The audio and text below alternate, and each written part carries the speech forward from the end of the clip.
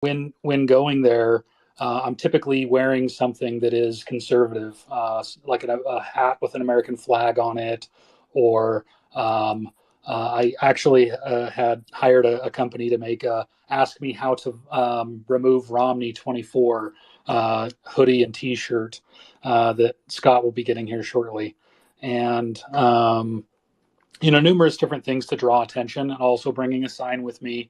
And those that want to sign the petition, I get them signed right then and there, and it'll collect their information. That way, I don't have to actually expend any financial resources to obtain information to follow up with these people, and I can spin that voter base into a candidate that is an America First candidate, so that we can affect change with the election.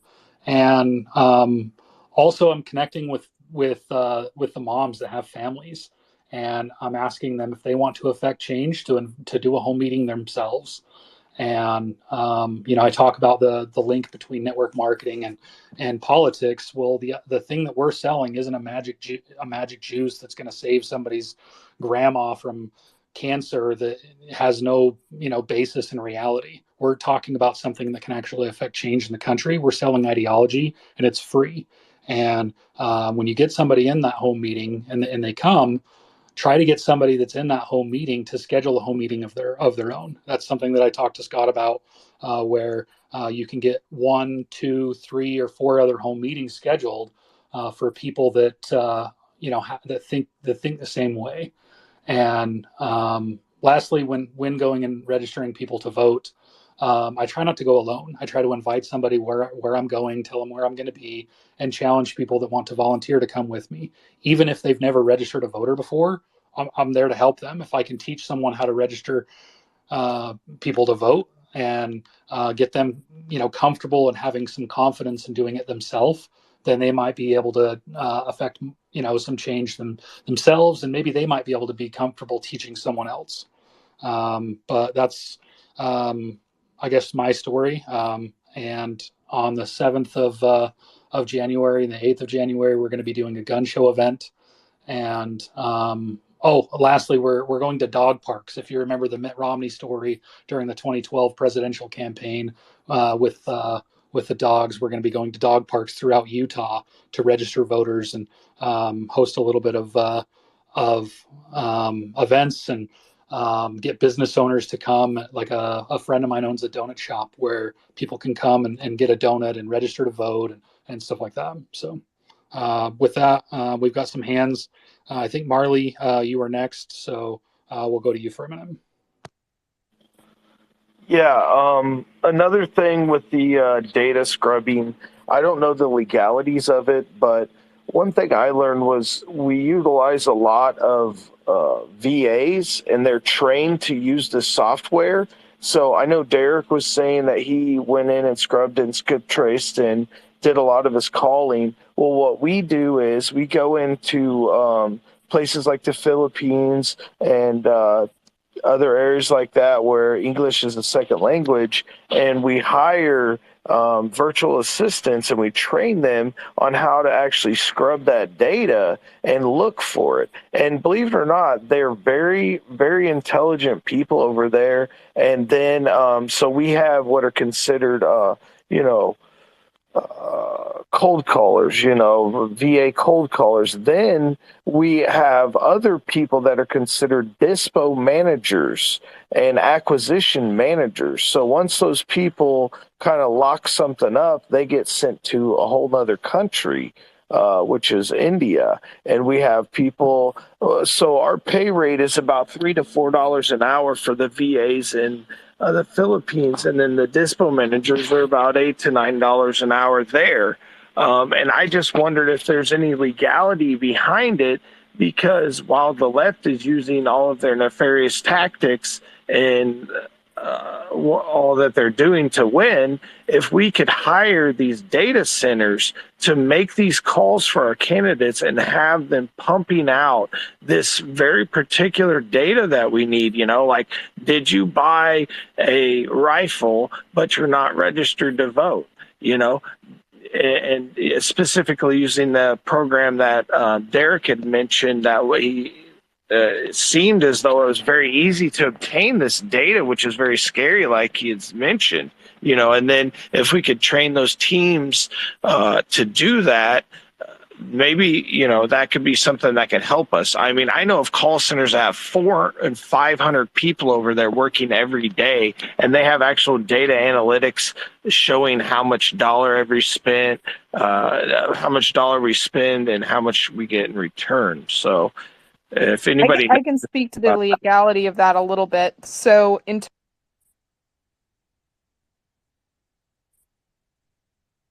general, it is generally some loopholes to this for some very specific things, but it's generally illegal to have foreign workers who are participating in anything that is directly electoral focused, whether that's registering to vote or registering people to vote or trying to turn people out to vote.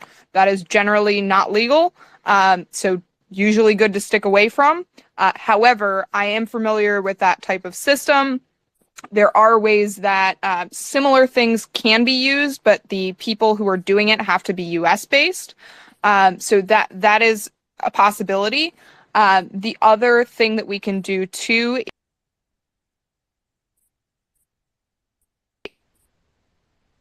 So there is a way to do it, but you have to be really careful with hiring anybody who's foreign to do anything political in the U.S. would it be something where we could actually have the process completed by a company that is maybe not necessarily a foreign country, owned by a foreign country, and then sell it to an American company? Is that something we could do to kind of get around that? So generally, when it comes to federal campaign finance law, finding loopholes is not a good idea, because especially as Republicans,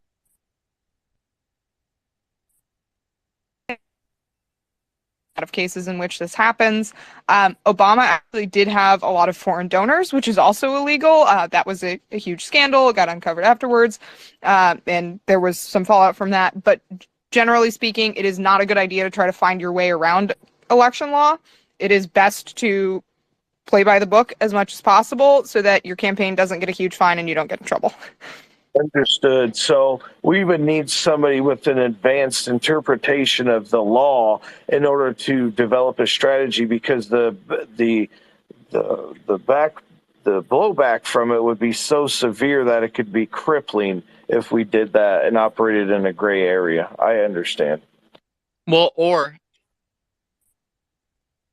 election law or state election law, not a good idea. There are Republican lawyers who can help make sure that everything that we do is kosher. But I will also encourage you and let you know that there are many U.S.-based companies that can provide some of this type of information and infrastructure. So there are resources in the U.S. that we can use. They may not be quite as cheap, but they are going to keep us on the right side, and we will avoid massive fines and huge fallout. Yeah, and one thing to just remember, it's kind of a common joke where people are calling to reach you about your car's extended warranty, right? So people ignore phone calls on a consistent basis all the time. Call banks do work, but I think the most effective strategy is going to be looking at somebody eyeball to eyeball, where you can actually read them face to face, and you can affect change that way. You can tap into their emotions, and you can show them your emotions and your passion and your fire, and you have that opportunity where you can maybe engage in a little bit more of a lengthy conversation than you ordinarily would over the phone, where they could just easily hang up on you if they might be disinterested or they have something else going on. So with that, Sheriff Joshua James, you're next. Go ahead. Hi, thanks guys. Sorry I missed you, Scott, the last time you came to Albuquerque, but I ran for sheriff of Bernalillo County. That's here in New Mexico. We're literally last place in everything good and first place in everything bad in the country. We're literally the dirtiest county in America. And here in New Mexico, I mean, we have our Republican elections coming up here in a few days. And the guys that are at the top of our Republican Party here used to be elected officials themselves, were in Congress and legislature. And the guy that nobody wanted to win won again by an electronic voting system. I also work on the election integrity teams across America. Very heavy here in New Mexico, traveling to many counties all the time, going to commissioner meetings. And there is nothing legal or lawful, at least here in New Mexico, about our election system. None of the laws were passed. No machines. There was no law ever passed for them to ever be used. No certification. A lot of the same things that we're seeing all across the country. So I have a real hard time even wanting to participate and put so much energy like I have, and a lot of us have, myself, over 20 years into politics. And there's definitely one thing I noticed, because I go around the country teaching the Constitution. I go to counties teaching sheriffs and commissioners and many different positions, their true role as far as being an elected official in their position. I'll tell you right now, 99% of people that get elected into office do not comprehend the Constitution whatsoever. So if I have one piece of advice, it's please go read the Constitution, and remember, if you need to interpret the Constitution, you go to the Bill of Rights. And if you need to interpret the Bill of Rights, you go to the Bible. Period. That's why they don't want the Bible involved whatsoever. It's why they don't teach kids cursive writing anymore. Nobody pays attention to the Constitution. And in fact, our law enforcement, our elected officials, even though they take an oath to the Constitution, which, by the way, none of them, according to majority of state laws, that say that you have to have that constitutional oath bonded within 5 to 30 days, nobody does it. Meaning that after that 5 or 30 days, whatever your law is in your state, it technically means that you forfeit that elected position. So majority of our elected officials in this country, on top of being selected by the fraudulent election system, are sitting in vacant offices. And we need to be able to comprehend this, because our strategy, once we all comprehend, I don't say understand, because we don't stand under. We the people are the authority. I do not serve my servants, as none of us should. But when we all comprehend it, there's different strategy that we can take for all of these things. These criminals are committing treason on a daily basis, and we need to comprehend this. So please find groups, find people that are teaching the Constitution, and please go learn it. So thank you very much for the platform, the room to speak. Keep doing what you're doing. I love to see the passion. I'm not trying to discourage anybody from doing hard work, but just know that majority of us are ignorant of the true solutions. So thank you very much. God bless. Yeah, thank you, Sheriff Joshua. So with that, anyone that's looking to add a little bit more knowledge to their tool belt, so to speak, of information that they can give to folks, you can go to Hillsdale College online courses. And I'm not sponsored by them in any way, so this isn't like a sales funnel or anything like that.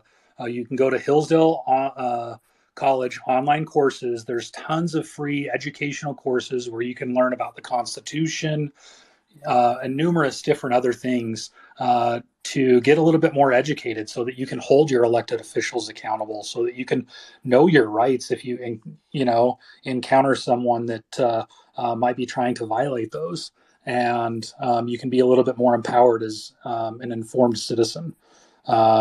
So that's something that I've taken the challenge of, and as this is a very new experience for me. I've been a guy that just worked on cars, drove a semi truck, and that's been my kind of background. And it's time that I stood up and decided to make a stand. So, I think that we all have something that we can bring to the table and bring people together, whether it's from raising awareness on issue regarding children, or raising awareness on an issue regarding election integrity, or raising an awareness on the Second Amendment, or the out of control spending, or border security. There's copious things that we need to get involved to change the direction of the country. We're at a tipping point right now where there's a lot that needs to be done, and we need to start winning some elections in a consecutive order so that we can make and affect change across the nation. Um, with that, those on stage, if you had other points that you wanted to raise, please throw a hand up. Jesse, I know you had some really good points in how folks can affect change within their community, specifically those that are young. Do you want to talk just a little bit about how we can get voters involved, and pre-registering voters in the states that of where it might be legal?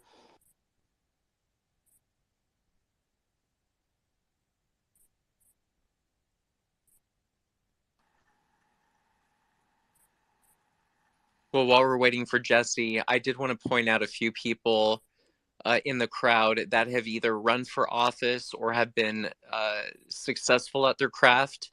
And I think it's important that we listen and learn from each other. So, as you can see at the top, Christy's one of our speakers, as well as the sheriff.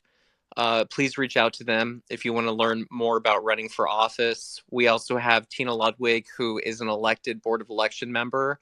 And we are also joined in the space by sitting committee woman for the RNC of the state of, I'm sorry, Nebraska or North Dakota? Oh, North Dakota. North Dakota. Lori Hins with us as well.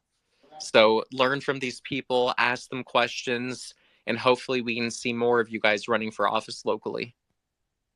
Hey, yeah, and on Casey's point, sorry, I was looking at DMs for a second. So on Casey's point, in terms of pre-registering to vote and getting involved, if you are younger, please feel free to shoot me a follow, reach out.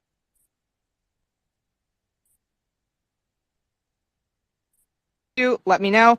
But I know young Republicans all over the country, state leaders in different states. So please feel free to shoot me a DM. I will get you connected with what's going on locally in your state and in your area. And I'm happy to help you find resources on registering to vote. One of the most important things we can do, especially when we have different youth activities, whether it's speakers on college campuses or whatever it may be, rallies, we need the follow through. So we need to make sure that anyone who shows up, who likes our ideas, wants to be involved, we get them involved immediately, give them a title, get them involved, put them to work, and also make sure that they're registered to vote and they show up to vote. And that takes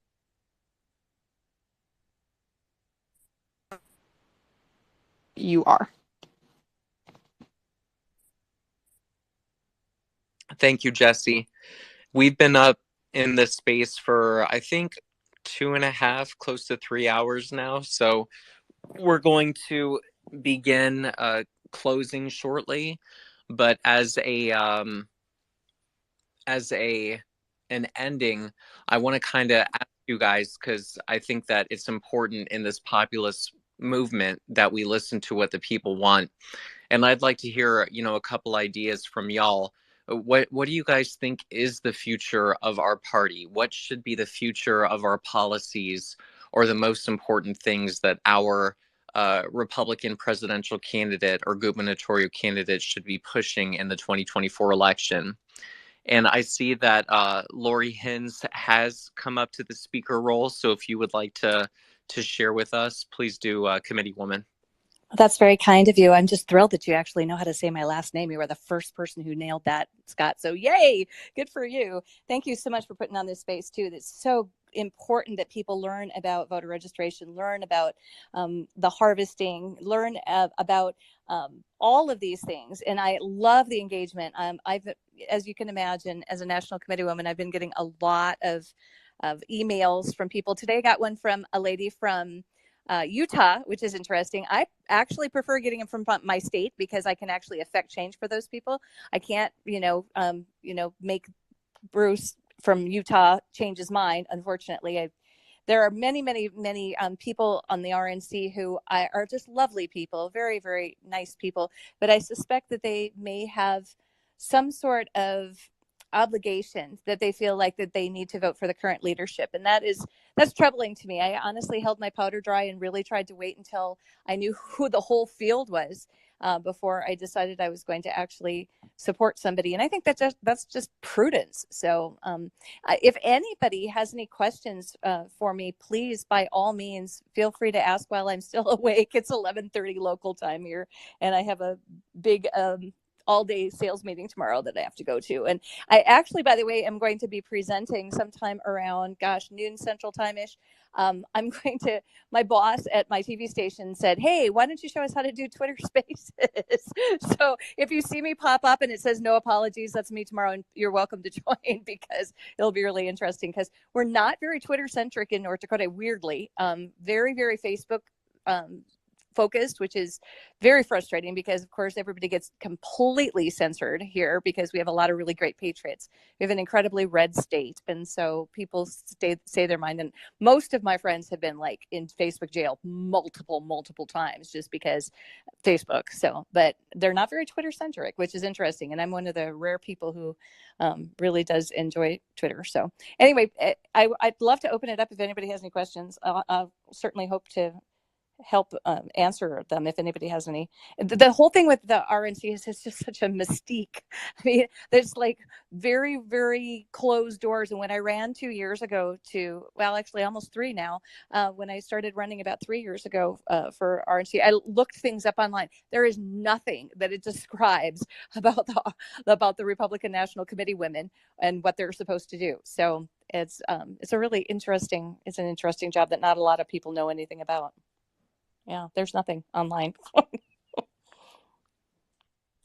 Yeah, thanks, Lori. That's awesome that somebody is actually reaching out to representatives from other states, specifically somebody from Utah. I can say that on the 4th of January, there will be a bit of a town hall where Carson Jorgensen, the chair here from Utah, has committed to showing up with Harmeet Dillon. And I've sent the link to Scott and a few others where hopefully the people of Utah's voice is being heard, and we can affect some change, which would go a long way to flip that support. Still trying to get in contact with Bruce as well as Anne Marie. Anne Yep. Marie. Yeah, they're great people. Like I say, they're awesome people, but you just have to explain to them at some point that your job is as a representative and as a servant. You serve those people. You do not lord over them and think you're smarter than them and then this is a representative republic. This is what representation is all about. This is all about you are a servant leader to those people. They tell you what they want you to do. This is an unusual situation. I think people are just used to, mostly the people who have been in the RNC for an amount of time, are very used to just making their own decisions and not, really necessarily having to consult with other people necessarily. Well, it's really important this time that you reach out to the people in your state and you follow up with them. If they don't give you an answer, or if my contemporaries, I know people that they will just write thank you back to somebody, and I know that because they like reply all, and so they're clueless. So the thing is that I think that you owe people some kind of conversation back. Now, I know that when I write to my senators, and I have done that when I have been most put out by things, I have written to my senators, and they at least send me a stinking form letter. And I was happy to get form letters. At least I knew that somebody actually read my grievance. So I'm always happy to get emails. And I also have a really low population. We have less than 780,000 people in the state. We don't even have 1 million people in the whole entire state. So I give my phone number out like crazy because we have 2 degrees of Kevin Bacon. Like everybody knows everybody else in the state. So it's a totally different vibe. It's hilarious. Yeah. I just wanted to bring attention. We are joined, in addition to the RNC committee woman, the co-chair for the Republican Party of Florida, Christian Ziegler, who is actually running to be party chairman when they have their next committee meeting. So if you'd like to share with us, you're more than welcome to, sir. Just wanted to acknowledge. Back to you, Casey. Well, I just wanted to follow up with what Lori had with the chairwoman with what Chairwoman Lori had said, and it's hins, right? Am I pronouncing that Nailed right? it. Yep. It is like Okay, pins and needles. so Yep, you did. yep. So with what Chairwoman Hinz had stated, when you're reaching out to your representatives, make sure you're doing so with kindness, being polite to them. They do represent the people of the party, but they are still human beings. We need to demonstrate empathy, kindness, respect. I think that will go a long way for them wanting to listen to what you have to say. And even if they aren't willing to listen to you, there's still other ways that you can affect change.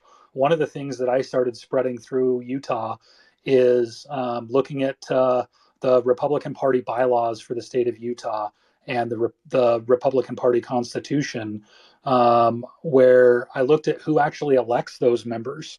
And instead of just reaching out to the three members, let's see who elects those members and get those people to start getting some contact to say, hey, we need to affect change. Those people probably aren't, whether it's the state central committee or whether it's the state delegates, they're probably not used to that influx of communication. And if they get invited and they get all of these email communications, then they're probably going to put a little bit of pressure and hold the feet to the fire of some of these national representatives that we have. With that, James's had his hand up. We'll go to James. Hey, thanks, guys. Yeah, Scott, you asked, what should we be asking for these people to run on?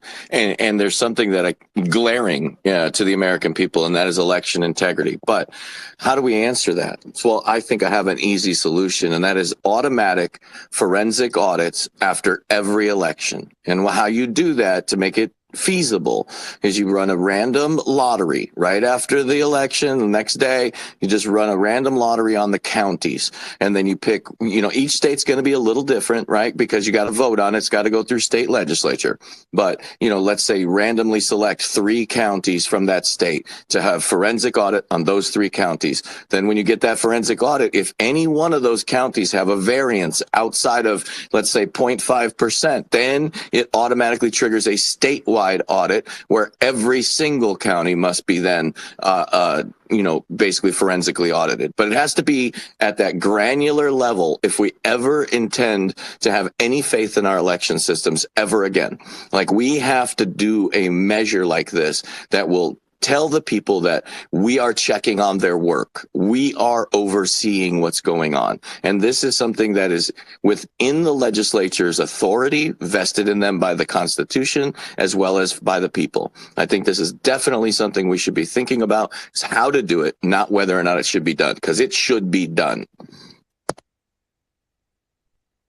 Yeah, I think that's a terrific idea where we're holding true to our principles and making sure that the individual who wins the election is the actual winner of the election. With having that automatic recount, certainly a very interesting talking point.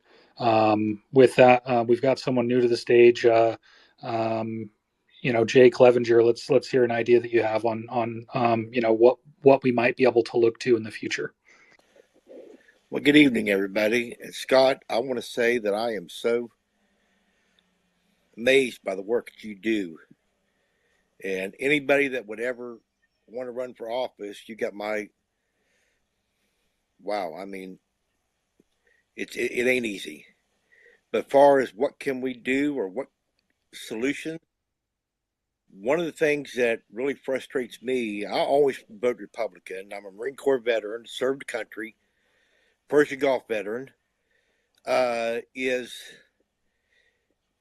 I just see so many candidates that just love, it's like that saying where the squeaky wheel gets oil, that all they want to do is complain about who did this, who didn't do this.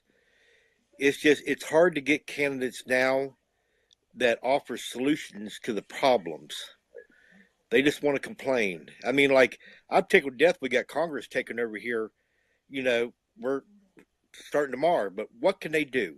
You mean, you hear Jim Jordan talking about, we're going to investigate this, we're going to investigate that, but with a Democratic DOJ, Democratic Senate, and a Democratic president, all the investigations in the world, who's going to prosecute them, or what's going to happen? It's just, I just hear so many people in office, all they do is complain and they never offer solutions. I would love to hear a candidate offer a solution or an outcome of what's going to happen besides complaining. That's just my 2 cents. Yeah, you bring up a very good point when, in the business world, when you have a problem that you see, you want to come up with a solution so that you can present that to the leadership of your organization. And one thing we talked about a little bit earlier is trying to get ahead of things and come out early to organize and get the support out on the ground and the grassroots active well before the election. Being proactive is something that we can do. And even though the 24 election is still, the general election for the 2024 year is still 23 months away. As soon as this election closed is when I started getting to work to make sure we could oust Mitt Romney and hopefully deter him from even running in the first place. That way, he doesn't bankrupt the war chest of a strong America First candidate. Um, when it comes to that race, because those Senate campaigns are quite costly. I know Mike Lee's campaign was a little over $31 million, and that would certainly be vastly depleted if an America First candidate had to run against, a deep-pocketed, establishment politician, and then a well-funded Democratic challenger in the general. With that, we're going to go to a few new hands, that might have a little bit of an idea on something that they could bring to the table. Fabian, you'll have the mic. Please share with us. Well, we're getting a little bit of an error. I apologize. So, Jasmine also has something to contribute. Yeah, Jasmine, why don't we go to you with something that you can contribute while we're waiting for things to connect with Fabian? Okay, first off, my name is really Kimberly Ritter. I've been following Scott for years. He was in Colorado, he was in California, and the reason why he's good at what he's doing is he controls the narrative when he speaks. Bottom line, we need to get ahead and we're going to do that by issues. Scott is really good about eliminating fear and perpetuating that. That's what we need. We need a message. We need to come together. Right. We don't need to complain. We need to have doers. And that's why, gathering the data is great, but right now we need to get ahead of this game because right now we're behind. I ran for public office. I ran with $1,000. I only came up short by 700 votes. It's not the money. It's the message. My campaign slogan was honesty is the best policy. Stuck and put yard signs on every single person that supported me. We have to have a message. And that's why Kevin McCarthy, whoever we choose, we have to come behind somebody because they love to disunify. They love the fear, right? And so sitting here, we've got to move forward and we've got to do it quick. And that's why Scott is good at what he's doing because he gets the message out. He gets it effective. He touches all the hearts because he has a gift. And I've seen that gift in action for years. I've seen him when he was at Starbucks telling the lady doing the video. I'll never forget that. But that's why I'm part of this. I've been with Telegram, working with the J6ers for the last 2 years. And now I'm moving to a different, I see God working, and I want to encourage all of you that now is the time. God is lighting the match. He's pushing us forward. In Jesus' name I pray, amen. Running for public office myself, I know the time is now. Well, thank you, Kimberly, and thank you for your support for all of these years, and thank you for running for office and for your continued activism in helping to make sure that we are pushing conservatism in a positive message. So thank you very, very much.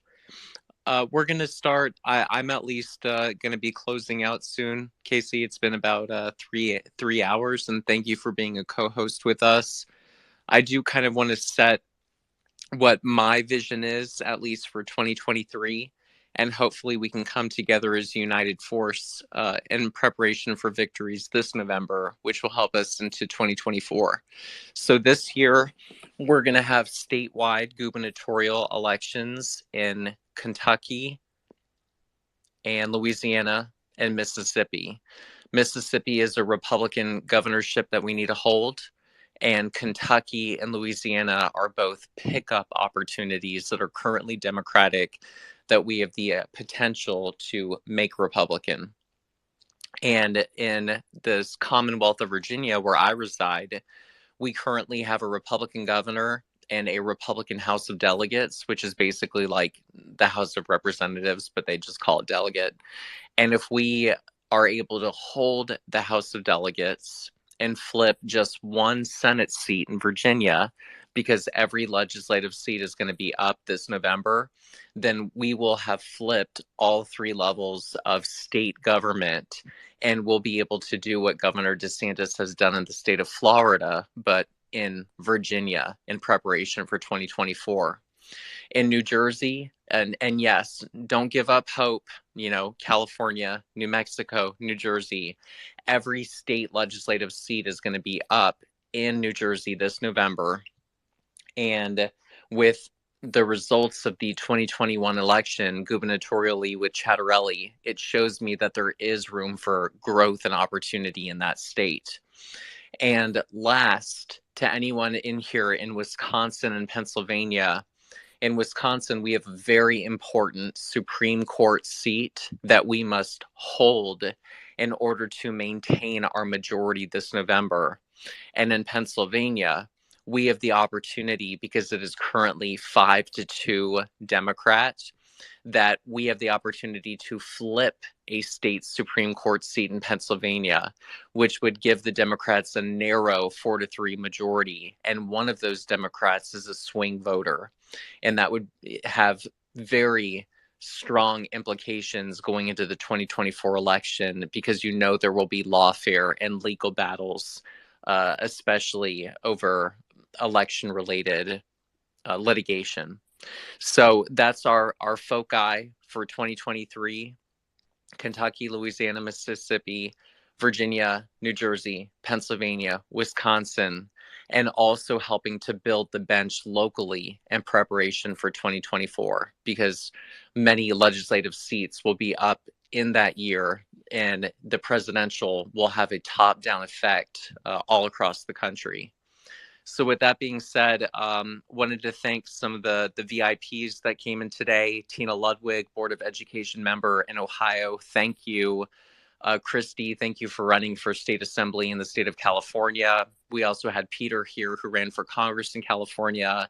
Sheriff Joshua, who's the former Bernalillo sheriff in New Mexico. Also, thank you to RNC sitting committee woman Lori Hins, who will be one of the 168 voting in Dana Point, California, for our next RNC chair. And thank you to Christian Ziegler, the current co-chair of the Republican Party of Florida, for joining us. And last, Casey, do you have any closing thoughts or points that you would like to make?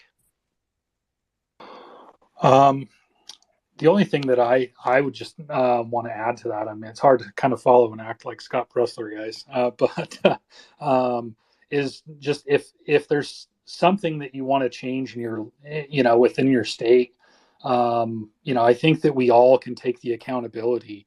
We don't have to use this savior complex like Scott Pressler has to come to California to save California. It's my opinion that we all can learn to be like Scott Pressler. We all can take accountability for ourselves, and we can get out and make a difference. Even if you don't know how, you can find somebody that's willing to help you. You can ask the questions and learn. When I'm going out and registering voters, sometimes I take an audio recorder with me so that I can record myself, so that I can learn how I'm communicating, or how I can communicate a little bit better, a little bit more efficiently, a little bit more effectively, because it's not natural to me. I mean, I'm quite introverted. This is like way outside of my comfort zone, but it's worth doing, and it's worth us changing the direction the country's headed in. And I hope everyone will do more than they are actually talking about doing. Thank you. And in closing, the one last thing that I want to bring attention to is tomorrow's Speaker of the House vote. And I want you all to realize what incredible leverage that each of you is going to have on what our Republican controlled House does for the next 2 years. And what I mean by that is Kevin McCarthy, who really would like to be Speaker of the House. He is actually conceding on a lot of issues because he wants that 218 vote majority, right? Well, a lot of those 218 represent people like us. Anna Paulina Luna, representing Pinellas County in the great state of Florida. She has been a major proponent, actually standing up for her constituents. And that leverage is going to cause whoever is the Speaker of the House to have to concede on some things. And so, what I encourage you to do is tomorrow, I want you to immediately call your House of Representative leader, email them, get them in contact in some form that you are delivering to them the top 3 issues that we need to be focusing on with control of the House going into 2023 and 2024, because they will be forced to listen to you as opposed to us having a very strong majority, that with this narrow majority, they are going to be more apt to actually having to be your voice if they want any hope of winning in 2024.